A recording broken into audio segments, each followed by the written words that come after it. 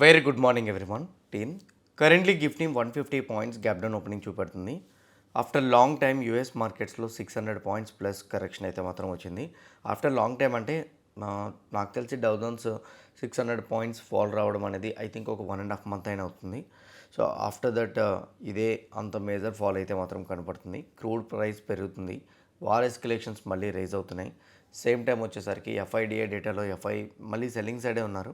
Last 3 days నుంచి మీరు observe చేశారో లేదో, ఫస్ట్ హాఫ్ మొత్తం మార్కెట్ ఫాలో అవుతుంది, సెకండ్ హాఫ్ రికవరీ అవుతుంది.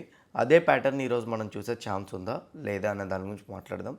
రేపు ఆర్బీఐ ఈవెంట్ ఉంది. సో దానికోసం ఈరోజు మార్కెట్స్ ముందుగానే ప్రిపేర్ అవుతున్నాయా లేదా అనేది, సెన్సెక్స్ ఎక్స్పైరీ అండ్ అట్లనే కొన్ని important stocks, gold, bitcoin, silver గురించి వీటన్నిటి గురించి డిస్కస్ చేద్దాం.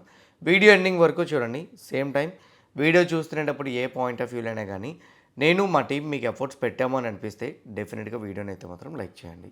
నా first one, last night US మార్కెట్స్లో ఏం జరిగింది అన్న దగ్గర నుంచి మనం స్టార్ట్ చేద్దాం. డౌ జోన్స్ అయితే మాత్రం అప్రాక్సిమేట్లీ 620 పాయింట్స్ నెగిటివ్లో క్లోజ్ అయింది. నాస్డాక్ 240 పాయింట్స్ నెగిటివ్లో క్లోజ్ అవ్వడం మనం చూసాం. హౌవెవర్ యూరోపియన్ మార్కెట్స్ అన్నీ కూడా more than 1% negative side drop అయితే మాత్రం మనం చూసాం. US markets negative side decline, European markets కూడా నెగిటివ్గానే డిక్లైన్ అయినాయి. కరెంట్లీ ఏషియన్ మార్కెట్స్ అన్నీ డ్రాప్ అవుతున్నాయి. జపాన్ మార్కెట్ 2% డ్రాప్ అయింది and S and P ASX market 1.4%. Asian market అంటే rest of the China markets, Hong Kong market అన్నీ కూడా నెగిటివ్లోనే ట్రేడ్ అవుతున్నాయి. ఓవరాల్గా గ్లోబల్ మార్కెట్ సెంటిమెంట్ వీక్గానే ఉంది. నా ఇండెక్స్ ఫ్యూచర్స్లోకి వెళ్ళి డౌ ఫ్యూచర్స్, నాస్డాక్ ఫ్యూచర్స్ ఎట్లా ఉన్నాయని చూద్దాం. డౌ ఫ్యూచర్స్ +2లో ట్రేడ్ అవుతుంది. సో అక్కడ 600 పాయింట్స్ నెగిటివ్, ఇక్కడ ఫ్యూచర్స్ అయితే మాత్రం అసలు రికవరీనే లేదు. నా నాస్డాక్ పరంగా చూస్తే 260 పాయింట్స్ నెగిటివ్, అక్కడేమో నియర్ టు 1% ఫాల్ నాస్డాక్, ఇక్కడేమో మళ్ళీ 0.8%. నాస్డాక్ హెవీగా ఫాలో అవ్వడానికి మేజర్ రీజన్స్ అయితే మాత్రం ఏఐ రిలేటెడ్గా కన్సర్న్స్, సేమ్ టైం కొన్ని బ్రోకింగ్ ఏజెన్సీస్ అయితే మాత్రం ఐటీ రిలేటెడ్గా అంటే టెక్ రిలేటెడ్ స్టాక్స్ మీద నెగిటివ్ రివ్యూ ఇవ్వడం, ఇది మేజర్గా మార్కెట్స్ని అయితే మాత్రం డిక్లైన్ అయినట్టు చేస్తుంది. గిఫ్ట్ నిఫ్టీ చూస్తే 23,300 దగ్గర చూపెడుతుంది. ఎస్టర్డే మనకి నిఫ్టీ 50 ఫ్యూచర్స్ క్లోజ్ అయిన ప్రైస్ 23,515. 515 to 300 అంటే 215 పాయింట్స్ గ్యాప్ డౌన్. 215 పాయింట్స్ ఎప్పుడైనా గిఫ్ట్ నిఫ్టీ అంత ఎక్కువ గ్యాప్ డౌన్ చూపిస్తున్నా లేదా ఎక్కువ గ్యాప్ అప్ చూపిస్తున్నా కానీ ఏడిఆర్స్ని చూడండి. ఇన్ఫోసిస్ ఏడిఆర్ 5% క్రాష్ అయింది, Wipro 3.6%. HDFC bank and ICICI bank రెండు న్యూట్రల్గా క్లోజ్ అయినాయి. నిన్న HDFC bank and ICICI bank రెండు కూడా 1% ఐసిఐసి బ్యాంక్ పాజిటివ్గా ఉంటే ఏడిఆర్ కేవలం 0.8% ఉంది, అంటే 0.6% తక్కువ రియాక్ట్ అయింది. హెచ్డిఎఫ్సి బ్యాంక్ 0.7% పాజిటివ్గా రియాక్ట్ అయితే కంప్లీట్ ఫ్లాట్లో క్లోజ్ అయింది, అంటే 0.7% నెగిటివ్గా వచ్చే ఛాన్స్ కూడా ఉంది. ఏడిఆర్స్లో ఐటీ స్టాక్స్ 4.7, 3.62 ఉంది. Yesterday Infosys 3.8, Wipro 2.8. So IT stocks కూడా కొంచెం బిట్ నెగిటివ్ చూపెడుతుంది, బ్యాంకింగ్ స్టాక్స్ కూడా బిట్ నెగిటివ్గానే చూపెడుతుంది. నా క్రూడ్ ప్రైస్ని చెక్ చేసుకుంటే కమోడిటీస్లో క్రూడ్ ప్రైస్ 96 దగ్గర ట్రేడ్ అవుతుంది. సో ఇప్పటికీ కూడా క్రూడ్ కొంచెం హయ్యర్గానే ఉంది. అసలు ఏం జరిగింది, ఎందుకు US markets negative side turn అయినాయి, గ్లోబల్ మార్కెట్స్ అన్నీ మళ్ళీ నెగిటివ్ సైడ్ ఎందుకు చూపెడుతున్నాయి అండ్ మేజర్ రీజన్స్ ఏంటి అన్నది ఒక్కొక్కటి మనం మాట్లాడదాం. ఫస్ట్ వన్, నిన్న యూఎస్ మార్కెట్స్ ఓపెన్ అవ్వకముందే వాళ్ళ ఐఎస్ఎం సర్వీస్ పిఎంఐ డేటా వచ్చింది.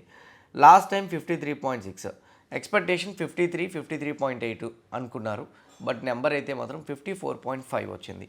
నెంబర్ ఏదైతే 54.5 వచ్చిందో ఇది మార్కెట్ని లిటిల్ బిట్ ప్రెజర్ని అయితే మాత్రం తీసుకొచ్చింది. దీనివల్ల ఇన్ఫ్లేషన్ ఎక్స్పెక్టేషన్స్ కూడా మారిపోయినాయి. This is the first point US markets drop అవ్వడానికి.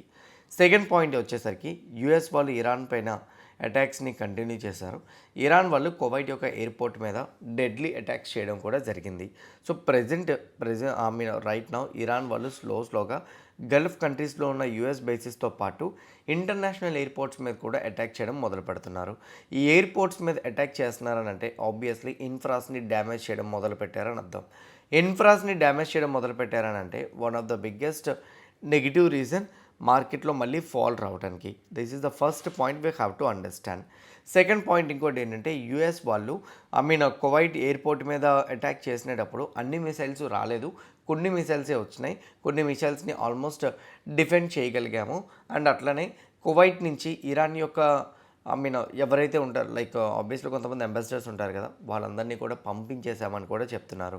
ఇంకోటి ఏంటంటే కువైట్ వాళ్ళు ఇదే రిపీట్ అయితే మాత్రం కొంచెం సీరియస్గా ఐ మీన్ చర్యలు ఉండే ఛాన్సెస్ ఉంటాయని కువైట్ వార్నింగ్ ఇచ్చింది. అండ్ మోర్ ఓవర్ యూఎస్ యొక్క ఎయిర్ డిఫెన్సెస్ మోస్ట్లీ కొంతవరకు డ్రోన్స్ అండ్ అట్లనే మిసైల్స్ అన్నీ కూడా డ్యామేజ్ అయిపోయాయని అఫీషియల్ ఇన్ఫర్మేషన్స్ అయితే వస్తున్నాయి. ఇరాన్ వాళ్ళు వీటితో పాటు ఒక 4 ఫేజ్ ఆఫ్ ప్రపోజల్ని యూఎస్కి పెట్టారు. మొన్నేమో యూఎస్ వాళ్ళు 2 ఫేజ్ ప్రపోజల్ పెట్టారు, రూబియో గారు చెప్పిన దాని ప్రకారంగా. అది నిన్న మనం ఆల్రెడీ ఎక్స్ప్లెయిన్ చేసుకున్నాం. ఈరోజేమో ఇరాన్ వాళ్ళు 4 ఫేజ్ పెట్టారు. ఫస్ట్ ఫేజ్లో ఏం చెప్తున్నారనంటే కంప్లీట్గా ఓకే స్ట్రైట్ ఆఫ్ హార్మోస్ దగ్గర ఉన్న యూఎస్ బ్లాకెడ్ ఏదైతే ఉందో దాన్ని తీసేయాలని చెప్పారు. సెకండ్ ఫేజ్ ఏంటంటే న్యూక్లియర్ టాక్స్ గురించి డిస్కస్ చేద్దామన్నారు. థర్డ్ ఫేజ్ వచ్చేసరికి ఫైనల్ అగ్రిమెంట్కి వెళ్దామన్నారు. ఫోర్త్ ఫేజ్ మాకు జరిగిన నష్టం అంతా కూడా అమౌంట్ ఇచ్చేయమని చెప్పారు. 4 ఫేజ్లు కూడా రిపీట్ చేసి అవే చెప్తుండడంతో మేజర్గా ఇంకేం ఉండదని నేనైతే అనుకుంటున్నా.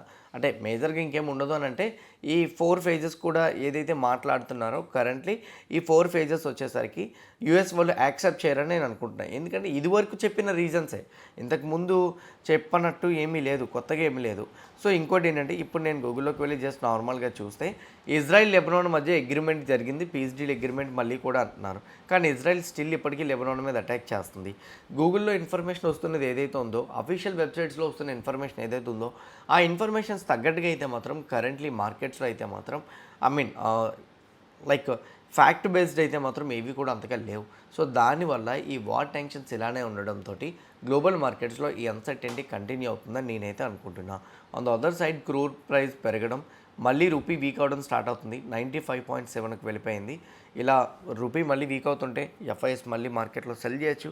వార్ టెన్షన్స్ ఇలానే ఉంటే రేపు ఆర్బీఐ ఈవెంట్, మేబీ ఆర్బీఐ ఈవెంట్లోని ఇంట్రెస్ట్ రేట్స్ని అన్చేంజ్డ్గా పెట్టచ్చు, కానీ చేసే కామెంట్స్ నెగిటివ్గా ఉంటాయేమో అనే ఫియర్ కూడా మార్కెట్లో ఉంటుంది. అందుకే గిఫ్ట్ నిఫ్టీ మనకి గ్యాప్ డౌన్ ఓపెనింగ్ చూపెడుతుంది. However FII and DII data ప్రకారంగా చూసుకుంటే ఎఫ్ఐ 5,600 crores మార్కెట్లో సెల్ చేస్తే డిఐ 5,740 crores మార్కెట్లో బై చేయడం జరిగింది.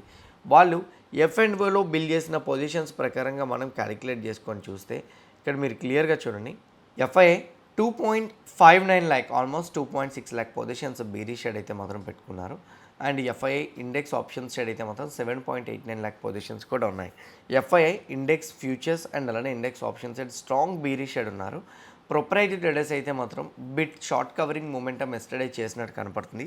లాస్ట్ 2 days నుంచి ప్రొప్రైటరీ ట్రేడర్సే షార్ట్ కవరింగ్ చేస్తున్నారు. బిఫోర్ డే కూడా సేమ్ వాళ్ళు అదే చేశారు. ఇప్పుడు సెన్సెక్స్ ఎక్స్పైరీ ఉంది. సేమ్ టైం గత 2 రోజుల నుంచి టెక్నికల్గా మాట్లాడుకుంటే నిఫ్టీ ఇంపార్టెంట్ సపోర్ట్ లెవెల్ని బ్రేక్ చేయలేకపోతుంది, విచ్ ఈజ్ అన్ 23,260.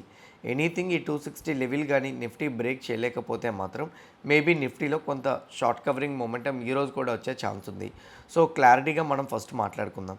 నిఫ్టీ చూస్తే ఒక 200 పాయింట్లు గ్యాప్ డౌన్ ఓపెనింగ్ చూపెడుతుంది కదా, అంటే సో ఇప్పుడున్న సపోర్ట్ లెవెల్ బిలో అంటే 260 కదా సపోర్ట్ లెవెల్, దీని బిలో అంటే ఒక 200 దగ్గర ఓపెన్ అవుతుంది. ఎప్పుడైనా గ్యాప్ డౌన్ కింద సపోర్ట్ లెవెల్ అంటే సపోర్ట్ లెవెల్ బిలో కానీ గ్యాప్ డౌన్తో ఓపెన్ అయింది అనుకోండి, ఫస్ట్ 1 hour లేదా ఫస్ట్ హాఫ్ అన్ అవర్ చూడండి, ఆ సపోర్ట్ లెవెల్ బిలో కానీ సస్టైన్ అయితే 23,000 వరకు ఫాల్ కనపడుతుంది. నాకు తెలిసి అది జరగదు అనుకుంటున్నా. ఎందుకంటున్నానంటే లాస్ట్ 5 days నుంచి మనం డిక్లైనింగ్ స్టేజ్లోనే ఉన్నాం. సో 23,260 లెవెల్ బిలో గ్యాప్ డౌన్తో ఓపెన్ అయినా రీటెస్ట్ చేయడం కోసం పైకి కొంచెం రికవరీ అవ్వచ్చు. అలా రికవరీ అయిన స్టేజ్లో 260 అబోవ్ కానీ సస్టైన్ అయిపోయింది అనుకోండి, మేబీ మార్కెట్ స్లోగా ప్రీవియస్ డే క్లోజింగ్ ప్రైస్ వరకు వెళ్ళిపోతుంది. ప్రీవియస్ డే క్లోజింగ్ ప్రైస్కి వెళ్ళిపోయిందని అంటే మాత్రం మార్కెట్స్ ఈరోజు కూడా న్యూట్రల్ క్లోజ్ అయ్యి, ఎస్టర్డే ఎలా అయితే హ్యూజ్ షార్ట్ కవరింగ్ అవుతూ న్యూట్రల్ క్లోజ్ అయిందో అలానే చూస్తాం. ఎనీథింగ్ 23,260 లెవెల్ అబోవ్ క్లోజ్ అయితేనే ఆ న్యూట్రల్ క్లోజింగ్ కనపడుతుంది. దాని అబోవ్ క్లోజ్ అవ్వలేదు అనుకోండి, మార్కెట్ దాన్ని రీటెస్ట్ చేసి మళ్ళీ ఫాలో అయ్యే ఛాన్సెస్ ఎక్కువగా ఉంటుంది. When it comes to Sensex, ఈరోజు సెన్సెక్స్ ఎక్స్పైరీ కూడా ఉంది. సెన్సెక్స్కి 74,125 ఇంపార్టెంట్ సపోర్ట్ లెవెల్. చాలా డేస్ నుంచి మనం మాట్లాడుకుంటున్న లెవెల్ కూడా యాజ్ ఆఫ్ నౌ మార్కెట్ ఇక్కడే గ్యాప్ డౌన్ ఓపెన్ అవుతుంది, అంటే దాని బిలోనే గ్యాప్ డౌన్ ఓపెన్ అవుతుంది. దాని బిలో గ్యాప్ డౌన్ ఓపెన్ అవుతున్నప్పుడు 73,500 psychological number, same time yesterday closing price కూడా. మార్కెట్ 73,500 దగ్గర కానీ గ్యాప్ డౌన్తో ఓపెన్ అయింది అనుకోండి, స్లోగా ప్రీవియస్ డే సపోర్ట్ లెవెల్స్ మనం ఏదైతే డ్రా చేసుకున్నామో, అంటే 73,500కి వస్తే 74,125 వరకు రికవరీ రావచ్చు. ఒకవేళ కానీ 73,500 బిలో కానీ మార్కెట్ సస్టైన్ అయితే 73,000 వరకు డ్రాప్ చేసే ప్రాబబిలిటీస్ అయితే మాత్రం ఉంటాయి. ఇది సెన్సెక్స్ పరంగా update. Now when it comes to the bank Nifty, yesterday banking stocks అన్నీ కూడా షార్ట్ కవరింగ్ మొమెంటం ఇచ్చినాయి. అది కొంతవరకు బ్యాంక్ నిఫ్టీకి బూస్టప్ అయింది. కానీ స్టిల్ 54,500 మనం అనుకున్న రెసిస్టెన్స్ లెవెల్ బిలోనే ఉంది. దీని బిలో ఉంటే బ్యాంక్ నిఫ్టీలో వచ్చిన రికవరీ అంత ఫాస్ట్గా మనం ట్రస్ట్ చేయలేం. ఈరోజు మళ్ళీ గ్యాప్ డౌన్ ఓపెనింగ్ చూపెడుతుంది. ఎనీథింగ్ 54,500 బ్రేక్ అయితే బులిష్, లేదంటే వాలటైల్గా ఉండే ఛాన్సెస్ ఉన్నాయి. ఫిన్ నిఫ్టీ కూడా 25,000 ఇప్పుడు ప్రెజెంట్ రైట్ నో 24,955 ఏదైతే ఉందో సపోర్ట్ లెవెల్, దానికి రీటెస్ట్ చేయడానికి వెళ్తుంది. అండ్ ఎనీథింగ్ ఈ లెవెల్ కానీ బ్రేక్ చేస్తే డౌన్ సైడ్, లేకపోతే దీన్ని టచ్ చేసి మళ్ళీ డిక్లైన్ చూసే ఛాన్స్ అయితే మాత్రం ఉంది. ఓకే, ఇది ఫిన్ నిఫ్టీ ప్రకారంగా. Now when it comes to the bitcoin crucial support level break అయిపోయింది, which is 66,000. Next support level 60, almost 60,000 లెవెల్కి అయితే మాత్రం బిట్ కాయిన్ వచ్చేసింది. ఆర్ఎస్ఐ అయితే మాత్రం ఒక్కసారి బిట్ కాయిన్కి ఆర్ఎస్ఐ పెట్టి చూడండి. RSI and if I add RSI in bit coin, currently complete over sold 17.5 దగ్గర ఉంది. ఆర్ఎస్ఐ ఎప్పుడు 17.5 దగ్గరకు వచ్చిన ప్రతిసారి కూడా మినిమం బిట్ కాయిన్లో 10,000 to 12,000 పాయింట్స్ రికవరీ వచ్చినాయి. మేబీ అలాంటి కైండ్ ఆఫ్ బౌన్సే మనం చూసే ఛాన్స్ ఉంది. అయితే వన్ థింగ్, చాలా షార్ట్ టైంలోనే హెవీగా ఫాలో అయింది కాబట్టి బిట్ కాయిన్ 60,000కి టచ్ చేస్తే మాత్రం హెవీగా డ్రాస్టిక్గా బౌన్స్ అవ్వచ్చు. ఎప్పటికే బిట్ కాయిన్ అయితే మాత్రం ఆల్మోస్ట్ డ్రాప్ అయింది. ఒక్కటి చెప్తాను, గుర్తుపెట్టుకోండి. స్ట్రైట్ అవే డిక్లైన్ అవుతునేటప్పుడు సడన్ రికవరీ అనేది కనపడుతుందండి. కాకపోతే ఆ రికవరీ కొంచెం స్లో ఫేజ్ మోడ్లో కనపడుతుంది. స్లోగా పైకి వెళ్ళడం, మళ్ళీ పడడం, స్లోగా పైకి వెళ్ళడం, అలా కొన్ని డేస్ అయిన తర్వాత మళ్ళీ రికవరీ అనేది మనం చూస్తాము. యూఎస్ మార్కెట్స్ కూడా ఎస్టర్డే క్రాష్ అవడంతో బిట్ కాయిన్ ఇంకొంచెం డిక్లైన్ అవడానికి మేజర్గా పాయింట్గా మారింది. లాంగ్ టర్మ్ ఇన్వెస్ట్మెంట్స్ చేద్దామని అనుకుంటే మాత్రం 60,000 లెవెల్ నియర్ టు ద ఉంది కాబట్టి ఇక్కడ కొన్ని పొజిషన్స్ యాడ్ చేయొచ్చు. 50,000కి వెళ్ళిన తర్వాత ఇంకొన్ని పొజిషన్స్ యాడ్ చేసుకోవచ్చు అనేది నా opinion. When it comes to the gold, crude oil మళ్ళీ 1% ఈరోజు డ్రాప్ అయినట్టు కనపడుతుంది. ఇజ్రాయిల్ లెబనాన్ యొక్క cease fire announcements, Iran 4 phases of agreement 4 phase agreements కోసం మళ్ళీ పంపించడం, ఇవన్నీ కూడా మార్కెట్కి కొంచెం బూస్టప్ అవుతున్నాయి. అయితే as of now Nifty gold పరంగా అయితే మాత్రం 4,500 ఇంపార్టెంట్ రెసిస్టెన్స్ లెవెల్. ఎనీథింగ్ ఈ 4,500 అబోవ్ కానీ మార్కెట్ సస్టైన్ అవ్వగలిగితే మేబీ మనం రికవరీ చూడొచ్చు. ఆ 4,500 అబోవ్ కానీ సస్టైన్ అవ్వలేకపోతే మాత్రం రికవరీ చూసే ఛాన్స్ కష్టం. మళ్ళీ గోల్డ్ అక్కడ టచ్ చేసి డిక్లైన్ చూడొచ్చు, లేకపోతే వాలటైల్ ఫేజ్లో ఉండే ప్రాబబిలిటీస్ ఉంటాయి. When it comes to the silver పరంగా కూడా ఇంపార్టెంట్ జోన్ దగ్గర ట్రేడ్ అవుతుంది. సిల్వర్ ఎనీథింగ్ ఒకవేళ కానీ 70 బిలో కానీ ఉంటే మాత్రం స్లోగా 66.4 వరకు మనం చూడొచ్చు. గోల్డ్, సిల్వర్, బిట్ కాయిన్లో మీరు యాక్టివ్గా ట్రేడ్ చేద్దాం అనుకుంటే కింద కామెంట్ బాక్స్లో నేను డెల్టా ఎక్స్చేంజ్ రెఫరల్ లింక్ ఇస్తున్నా. ఆ లింక్ క్లిక్ చేసి అకౌంట్ ఓపెన్ చేసుకోగలిగితే డెఫినెట్గా మీకు వీక్లీ ఎక్స్పైరీస్ అంటూ ఏమి ఉండదు. ఎక్స్పైరీయే ఉండదు. That is the first one మీకున్న బెనిఫిట్. సెకండ్ వన్ వచ్చేసరికి 24/7 మీరు ట్రేడ్ చేసుకోవచ్చు. థర్డ్ వన్ వచ్చేసరికి మీరు మేజర్గా విత్ లెవరేజ్తో అయితే మాత్రం ట్రేడ్ చేసుకోవచ్చు. ఎవరైనా డెల్టా ఎక్స్చేంజ్ రెఫరల్ లింక్ కావాలనుకుంటే కింద కామెంట్ బాక్స్లో పెడుతున్నా, ఆ లింక్ క్లిక్ చేసి అకౌంట్ ఓపెన్ చేసుకోండి. డెఫినెట్గా మీకైతే హెల్ప్ అవుతుంది. ఇండియా యూఎస్ ట్రేడ్ డీల్ పరంగా ఫైనలైజ్ అవ్వడానికి ఇదే లాస్ట్ డే. ఢిల్లీ నుంచి యూఎస్ అఫీషియల్స్ రిటర్న్ అవ్వబోతున్నారు ఈరోజు ఈవినింగ్. ఎనీథింగ్ ఈ 4th డే లోపు ఆల్మోస్ట్ 99% క్లోజ్ అయిపోయింది. 1% మాత్రమే స్టిక్ అయ్యి ఉందని చెప్తున్నారు కదా. ఈ పాయింట్లో ఎక్కడైనా కానీ ఈరోజు ట్రేడ్ డీల్ కంప్లీట్ అయిపోయినట్టు అప్డేట్ వస్తే మాత్రం మేబీ ఇండియన్ మార్కెట్స్కి ఇది పాజిటివ్గా బూస్టప్ చేయొచ్చు. మార్కెట్ రికవరీ అవ్వడం కూడా హోప్ ఇది ఒక్కటే ఉంది. On the other side stocks పరంగా చెక్ చేసుకుంటే నిఫ్టీని, బ్యాంక్ నిఫ్టీని ఇంపాక్ట్ చేసేవి లేవు. బట్ ఫ్యూ స్టాక్స్ ఉన్నాయి, అవి మాట్లాడుకుందాం. ఐఎక్స్ రియల్ మార్కెట్ వాల్యూమ్ 15.9% పెరిగింది. డే హెడ్ మార్కెట్ వాల్యూమ్ 25% పెరిగితే ఎలక్ట్రిసిటీ ట్రేడెడ్ వాల్యూమ్ 18.6% పెరిగింది. యావరేజ్ డ్యామ్ 18.3% కూడా వచ్చింది. ఇది ఐఎక్స్కి అయితే పాజిటివ్. బట్ కాకపోతే మార్కెట్ కాప్లింగ్ న్యూస్ వల్ల ఐఎక్స్లో పెద్దగా పాజిటివ్ న్యూస్ అప్డేట్స్ అయితే మాత్రం ఏవి అంతగా అయితే మాత్రం రావట్లేదు. On the other side Vedanta company వాళ్ళది అయితే మాత్రం వాళ్ళకి ఎంసీఏ అప్రూవల్స్ కూడా వచ్చినాయి. వేదాంత పవర్ యొక్క నేమ్ని అయితే మాత్రం